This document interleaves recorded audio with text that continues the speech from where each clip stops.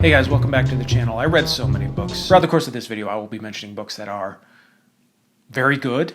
Some are okay. I wouldn't say too many are bad. There's a couple stinkers. At the end of April, I read a book called Red Harvest by Dashiell Hammett. Hammett is like the father of, hard-boiled crime fiction. Super distinct writing style. The dialogue, the story just moves at such a pace. It's insane the amount of stuff that happens in this book, and it's so fun, and it is incredibly violent. It's just this town tearing itself apart. I think Red Harvest was a huge inspiration for the movie Yojimbo. I will say by the time it got to the end, I was a little exhausted, and some threads aren't as satisfying as others, but it's really about the journey and not the destination. Shortly after reading this, I watched the Coen Brothers movie for the first time, Miller's Crossing. Just fantastic. So good. But I guess they draw from Red Harvest a bit and from The Glass Key a little bit. The title for the movie Blood Simple, the Coen Brothers' first movie, comes from this book. Now I want to talk about a very special individual, a man named John D. Macdonald, admired by many,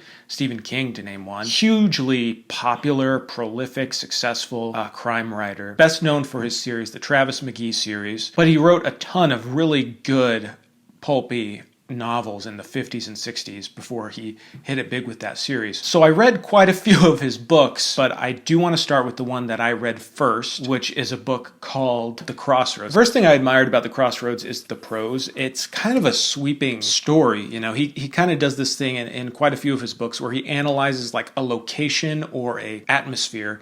This is specifically this crossroads, this truck stop / outdoor mall, that appears on highways. This was written in the 50s, and this was becoming more common with the highway system expanding and popping up on the interstates. And it's about this family that owns a section of this, basically that owns most of the business here, has a bunch of different characters. The crime is really secondary. I notice to a lot of John Macdonald stories, the crime is almost secondary. It's more about these like character studies. It's like a tapestry of individuals. They kind of all converge around this one crime that occurs, and it's really fun. It's almost like, I know it's weird to compare this book to Magnolia, but it's almost has that same vibe. Now, I don't want you to come in thinking this is going to be like Magnolia, because it's not, but it has that similar like tapestry element of a lot of characters coming together. Dated elements, obviously, any pulp book you read from this time is going to have, sexist tropes and whatnot and all sorts of that stuff, but you kind of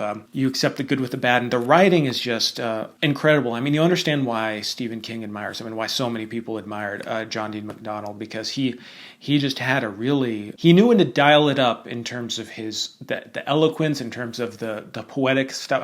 He could write a fucking sentence, but he can also be hard-boiled, agile in that way. I would say that's how I would describe his books. But before I get to the next book, this video is happily sponsored by Wraithmarked Creative and the Kickstarter for Travis Baldry's, you've probably heard of it, Legends Lattes. Legends Lattes has been making the rounds on BookTube, it seems like, for quite a while. I'm currently reading it and really enjoying it. It has a really laid-back style, high fantasy with low stakes in a genre that doesn't always have a ton of variety. This really stands out. Wraithmark is known for creating these really delicious looking, why did I say delicious? These really luxurious looking books, and at the time I'm speaking, there's about 72 hours left of this Kickstarter. So here's some pictures of the book and some awesome features to it. There's a custom dust jacket with original art, embossing, and glossing. In addition to that, there's a cloth-bound case featuring all kinds of art. There's these gold gilded page edges, ribbon bookmarks, colored sheets, custom interior designs and illustrations, and a lot more on top of that. For an example of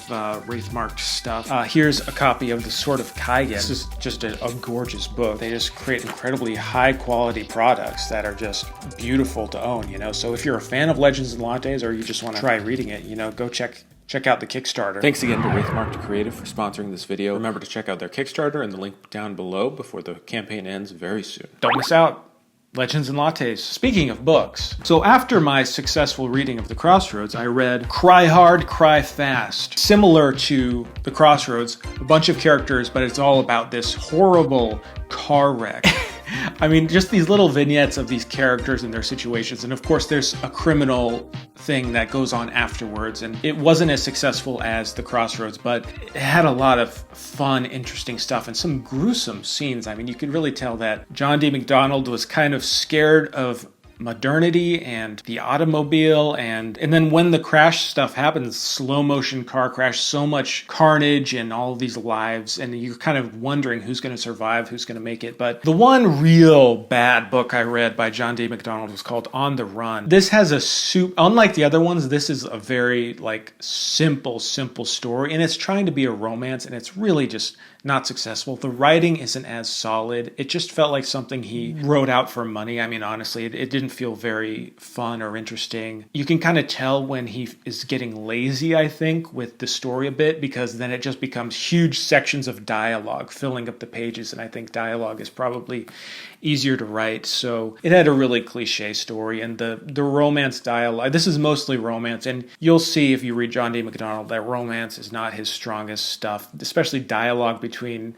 men and women who are in love. It's just like, whoo. I mean, it's out of like a 1950s cheesy movie. I mean, it's more like movie life than real life, whereas most of his books, it feels more true to life. So not a successful book, in my opinion. Then I read one of, if not his most famous book, The Deep Blue Goodbye, the first Travis McGee novel. It feels incredibly modern. The way it's written, it's very self-aware. The character is very self-aware in a way that you don't see in a lot of other crime stories of this era. Incredibly well written. It's hard. You can't deny that when you read this book. I have my issues with the character and the type of books these are. Once I got into this book and realized, the series is going to be like this, it's a lot of Travis McGee as a character is like a knight in shining armor, and his whole thing is like saving damsels in distress. He is like an archaic figure. That's part of his appeal. That's part of what's interesting about him existing in modern times. And a lot of the book is populated with his thoughts about the modern world and what went wrong and all, he's just an old school kind of person, and also his attitudes. I mean, I think that some of the stuff in these books was supposed to be considered progressive for its time. I mean, a lot of crime fiction just shies away from the subject of men and women in general. But I feel like this book is very like self-consciously dissecting relationships between men and women and feminism and women's changing place in society, so it comes across insanely sexist and dated, and it's, I mean, some lines I read in this book were like, oh my God, that's not good.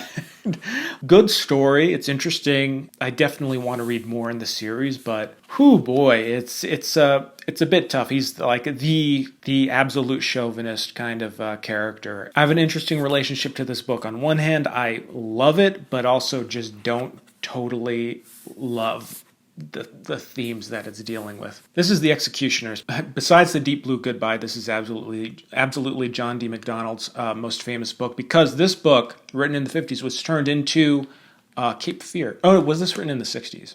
Anyways, this was turned into the movie Cape Fear with Gregory Peck and Robert Mitchum, which was then remade with Robert De Niro, directed by Martin Scorsese. So I had high hopes for this because I really like both of those movies. They're very pulpy, but then I read this and it really isn't over the top. It feels very kind of like cardboard cutout, sort of like he was trying to play it safe, and it felt very on the nose with its themes, which themselves weren't super profound or whatever. It doesn't go to the maximum of what you'd want, and it did feel a little, I wasn't super satisfied with this. I think if you're going to start with John D. Macdonald, don't start with this, even though it's probably his most famous book. Very by the books 50s thriller that doesn't have a ton of thrills. This book is called No Room at the Morgue. It is by one of my favorite writers, Jean-Patrick Manchette, if that's how it's pronounced.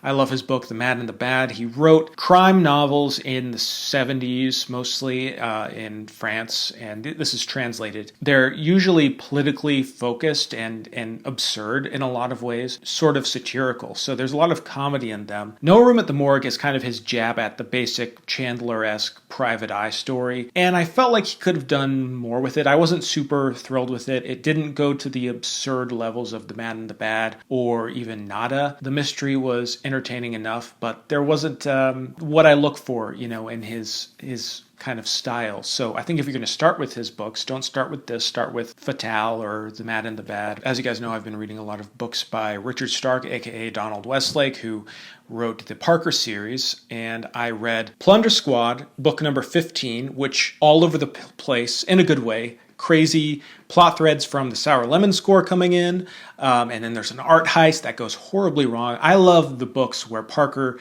he's a professional thief, where he fails, and it's so fun. Plunder Squad, definitely high up there on my ranking. And then I read Butcher's Moon, was written in the 70s. This is Parker number 16. And after Butcher's Moon, Westlake took a huge gap not writing Parker books until like 1997. So Butcher's Moon was like this big, nasty, gnarly, complicated crime novel. It's very different from the Parker formula, which usually has 4 parts. Butcher's Moon is more like a traditional crime novel, but it brings back a lot of old characters, and there's tons of heists. There's a town. It's very Red Harvest-esque. I can see why it's so highly respected, and it really serves as, it's like the Avengers Endgame of the Parker series until it was brought back. Highly recommend Butcher's Moon, but you really have to read the other books in the series. Maybe not all of them, but you got to read at least Slayground and Plunder Squad. And I mean, this is kind of a direct sequel to Slayground. Then after Butcher's Moon, like I said, there's a long gap in time when Westlake wasn't writing as Richard Stark. He wasn't writing Parker, and then he came back with Comeback. It's just kind of like straight into Parker doing a job goes wrong, he has to tie up loose ends. You feel like Parker has been humanized a bit more over time. He's not as tough. It almost feels more realistic in that sense, because if he were a really successful criminal, he'd have to be able to, converse with people and make small talk, which before he wasn't able to, really. I think there's more of a softer side of Parker, but it's still tough, still gritty, still incredibly fun, twisty. They rob this really lousy, corrupt preacher who's, stealing people's money already. So it's just a great classic Parker story. I'd put it around middle level of where I'd put it in the series ranking-wise. Oh, then, after Comeback, I read Backflash. Backflash is solid. Backflash, they rob a casino ship. Not as good as Comeback. Very standard, more like The Score, or just in terms of setting up the heist, planning, execution. A little tedious, and I almost got the sense that Westlake knew this area very well, so could write a lot about it, in the sense that it got a little bloated. And you have to expect that the later books are just going to be different from the early books, because the early books were pocket books, disposable, and these later books are hardcovers. You want a little more bang for your buck, so they are longer. Backflash, not one of my favorites, but it was fine. It's still good. Not one of my favorites in terms of Richard Stark, just means it's still fantastic, but it doesn't hit the highs of the Sour Lemon Score or Slayground or something. I also read Burglars Can't Be Choosers by Lawrence Block. I'm a huge fan of Lawrence Block. I'm a fan of his Matthew Scudder series, which is very serious and deep, and this is his funny series. He wrote quite a few of these books, but this is the first one, and farcical. It's silly. It's about a thief who gets framed for a murder, and he's a good guy, and we follow him as he tries to solve the murder. It's fun. It's just a ton of fun. You're in it with the voice, and really keeps your attention. And Lawrence Block is just a wordsmith. He crafts wonderful sentences and paragraphs and scenes, funny and witty and entertaining. And if you want like a cozy mystery that'll consume your day, I would check out the Bernie Rodenbar series. I forgot to mention, I read Donald Westlake's breakout comic novel, because he wrote a ton of novels before this, but this was his comic crime breakout. It's called The Fugitive Pigeon. Really love this book. I'm a huge fan of this. This is probably one of my favorite Westlake books now. A nephew of a guy who's in the mob, and he's kind of a loser. He just hangs around. He owns a bar and tends to a bar, but it's really just a front for money laundering or whatever. There's some mix-ups and confusion, and he ends up being hunted down by these gangsters. I mean, I feel like it's very ahead of its time. It has a very modern feel to it. You know what it reminds me of? Because it's not like just joke after joke, but it's just comical situations. It reminds me a lot of the Coen brothers or Fargo-esque. It just had a wonderful feel, and was funny, but also kept your attention, and there were stakes. It wasn't just just jokes and none of it serious. These are characters that I got to care about and really enjoyed, and I was invested in their story while also enjoying and laughing at what was going on. So just incredible. But what do you expect? It's Westlake, I also read a book called Out of the Blue, Detransition Baby. fairly recent book. Really good. I don't know. I heard stuff about it. I checked it out from the library and just amazed with the writing. It's about these trans characters who are, one of them has detransitioned and they want to have a baby. It's so incredible because it's about these characters who feel so real and specific, and I feel like the book works so well because it is very specific. And it's not treating any of these characters like good guys or bad guys. It's just about these people trying to make sense of their lives. I felt like it was incredibly empathetic and very interesting in terms of the themes and in terms of exploring the morality of the decisions these characters were making. Not all of them good decisions, just the dynamics of the relationships. I was blown away by this book. I mean, I feel like it's going to be a classic, if it's not already a classic, just in terms of American fiction, just an incredibly powerful book. And then all throughout this time, I've been reading manga for the first time, because someone incredibly sent me, oh Lord, this. I read all of this. I read Dragon Ball.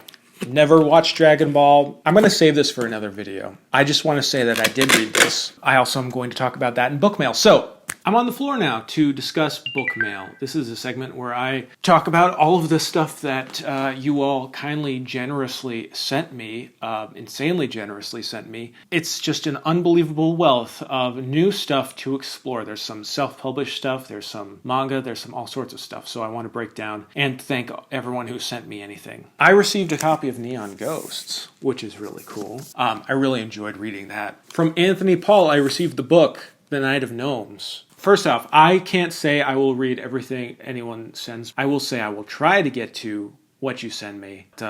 Just based on the volume of things people send me, I can't promise anything. But yeah, so that's just what I say beforehand. Night of Gnomes, thank you. This is also a very incredibly nice message. If I had $1 for every time I hit shuffle on the Just the Memes playlist for my work shift, it would probably add up to the cost of this package. Thank you so much for sending me this book, and congrats on publishing this. In addition, you also sent me a book called The Cascade Killer, which I am just as excited to read. This is a thriller, and I love thrillers, so I'm going to check this out. I also received The Chocolate Dolls by Luella Fitzhugh.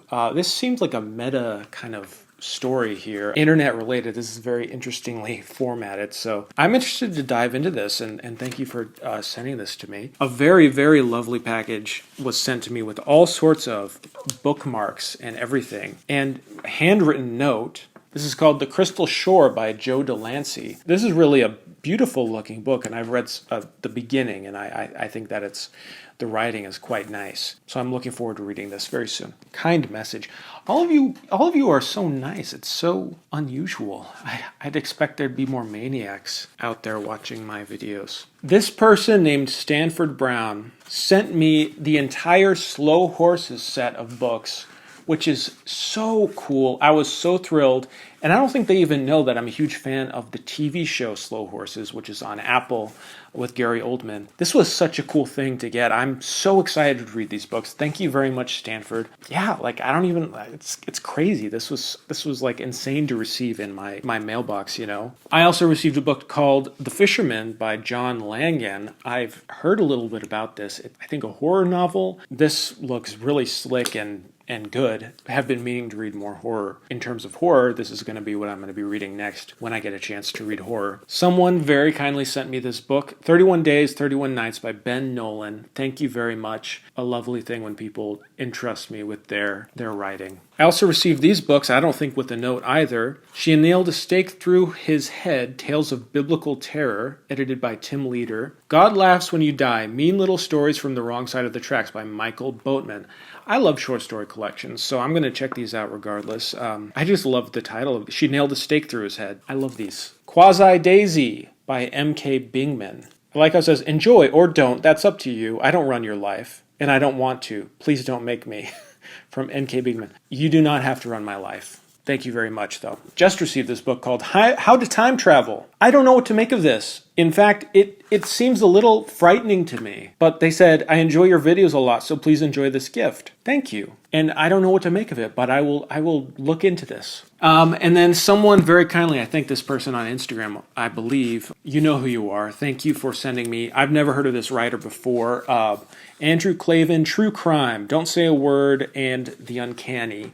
True Crime, these two I think were turned into movies. True Crime I know is a Clint Eastwood movie. I like 90s pulpy thrillers, you know, or 80s or whatever. I'm definitely going to be checking these out. And then, as I mentioned before, some insane person anonymously sent me the entire Dragon Ball set, which I have read all of this. I intend to have a video coming out about this journey, because I've never read manga before. I found it very interesting and fun. You know, who sends someone this? About a week after I finished Dragon Ball, this shows up in my P.O. box. So I can continue with the story. I mean, this is just incredibly generous. Even though I didn't grow up with Dragon Ball, it feels nostalgic and fun and just kind of this childlike fun, just escaping from things. I read so much dark shit all the time that just having this, great. And also Nadia, my wife Nadia, loves Dragon Ball, so she's been really happy hearing me talk about it and recapping things for her. I think that's it. I really hope I'm not missing anything out. If I did, I'll talk about it in the next book video, but yeah, you guys are crazy generous.